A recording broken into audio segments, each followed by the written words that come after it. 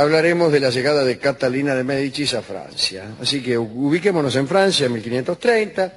El rey era Francisco I y estaba en persistente beligerancia con España. Así que andaba buscando con quién aliarse en contra de Carlos I de España. Cada vez que se encontraba con algún rey, trataba de hacer una coalición para combatir a España. Y por ahí se le ocurrió incluso aliarse con el sultán Solimán el Magnífico. Pero le pareció que era una salida al menos poco católica. Sí. Entonces buscó una potencia cristiana. Y, bueno, buscando una potencia cristiana se encontró nada menos que con el Papa. En esos tiempos el Papa tenía poderes temporales también, ya que tenía tropas, bienes y algunos territorios. Se le ocurrió entonces acercarse al Papa y para lograrlo con mayor énfasis, resolvió casar a su hijo Enrique, de 13 años, que era en ese momento el Delfín, ya que otro hijo,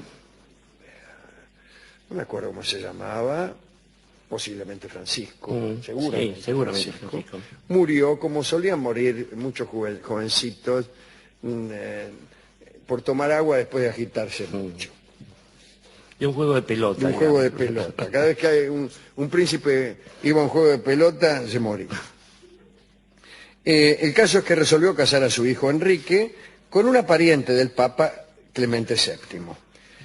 En realidad la familia de Clemente eran los Médicis. No iba a ser la primera vez que una Médici iba a casar, no iba a ser la única vez que una Médici se iba a casar con un rey de Francia, porque recuerdo a otro Enrique, más ilustre que que fue Enrique IV. Enrique de Navarra. Enrique de Navarra, que casó con María de Médici. Pero bueno, el caso es que Catalina de Médicis tenía 3 años menos que el Delfín, es decir, tenía 10. Y el Papa afirmaba que era delicada, inteligente y bella. Entonces Francisco, que era además un rey muy galante, Francisco era un hombre que tenía muchas amantes. Le gustaban las artes de la seducción, Le gustaba la música y la artes de la música. Era un verdadero sinvergüenza. Sí. Bueno, hizo su petición convencido de que esa unión era sumamente conveniente para Francia. Redactó una carta de petición que fue llevada al Papa. El rey no creía en las profecías, porque en verdad cuando nació Catalina los astrólogos reunidos en torno a su cuna habían declarado: será la causa de grandes calamidades. Clemente VII, contento de poder casar a su prima con el hijo del rey de Francia, aceptó la petición, dijo que entregaría a Catalina con una dote estupenda, más 3 perlas de valor incalculable, que eran 3 ciudades, probablemente Génova, Milán y Nápoles, aunque no sé cómo haría el Papa para ceder un Nápoles que no le pertenecía. De manera que es muy probable que estemos ante una perla falsa. Ante una perla falsa. De todos modos lo doy como un rumor. Se arregló todo, pasaron 3 o 4 años para que la gente llegara a una edad, no para que la gente, para que la chica, Catalina, llegara a una edad más conveniente, imagínese. Sí, pobrecito. ¿Qué va a decir la gente? Se casa una chica de 10 años. No solo va a ser fruto de grandes calamidades, sino que la casan de nenas. Claro. En septiembre de 1533, Catalina salió de Florencia, viajó a Francia junto con su primo, el Papa. Un viaje muy movido, imagínense. Catalina llegó a Marsella y ahí ella estaba esperándola Enrique. A ella le pareció encantador. Ella siempre estuvo enamorada de su marido y sufrió mucho por eso, ¿no? Porque la verdad es que él no estuvo nunca enamorada. El príncipe miró con melancolía a aquella muchacha baja, de rasgos ordinarios, ojos saltones, y Enrique, que era un poco pelandrón, hizo una mueca muy expresiva de asco. El Papa había mentido. De linda, Catalina no tenía nada. Y el casamiento tuvo lugar días después, en presencia de toda la corte, ahí mismo, ¿no? En Marsella.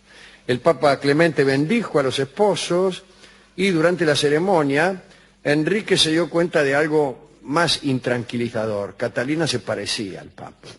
Es horrible cuando nuestra novia se parece a algún pariente varón. O al Papa en general. O al Papa en general. Esta comprobación, terminó de entristecerlo por completo, Enrique. Después de la ceremonia hubo un gran banquete, seguido de un bailongo de disfraces.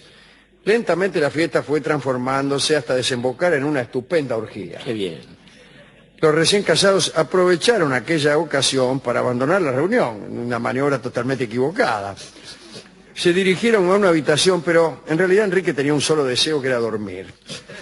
Ya se estaba acomodando para la polillo cuando se abrió la puerta de la pieza y entró el rey Francisco I, quien con toda clase de amenazas obligó a su hijo a cumplir con el débito conyugal. Uy, Dios. Bueno, claro, Francisco estaba interesado en la consumación del matrimonio para recibir todos los regalos que le había prometido el Papa. Sí. Y el Papa también estaba interesado en esta consumación, pero por otros motivos. Quería estar seguro de que la unión fuera indisoluble y de que Francisco I no adujera razones en ese sentido para, llegado el caso, de volver a Catalina, ¿no? Es que el Papa, a pesar de sus bondadosas palabras y sus bendiciones, ya tenía pensado no cumplir ni por casualidad con las promesas hechas a Francia. Las señales de que el matrimonio había sido consumado no le bastaron al Papa. Pensó que era necesario un hijo y para mayor seguridad se quedó en Marsella hasta tener pruebas de que Catalina estuviera embarazada. A partir de entonces multiplicó sus consejos en este sentido. En fin, Catalina estaba contenta, deslumbrada por los misterios que el matrimonio le había revelado, digámoslo así. Y Enrique suspiraba con los consejos del Papa, que cada tanto les golpeaba la puerta y les gritaba: creced y multiplicaos. Qué impresión verlo en la cama y en la puerta, ¿no? Sí, además que raro un papa dando ese tipo de consejos todo Un el tiempo. papa que da consejos, mire. Sí. El Papa esperó algunos meses, pero después se cansó y se fue de Marsella por otros problemas.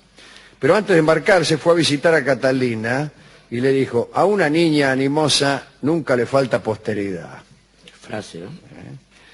Francisco, que creía de buena fe en el Papa, se puso a esperar a que le dieran Génova, Milán o en la ciudad que fuere, ¿no?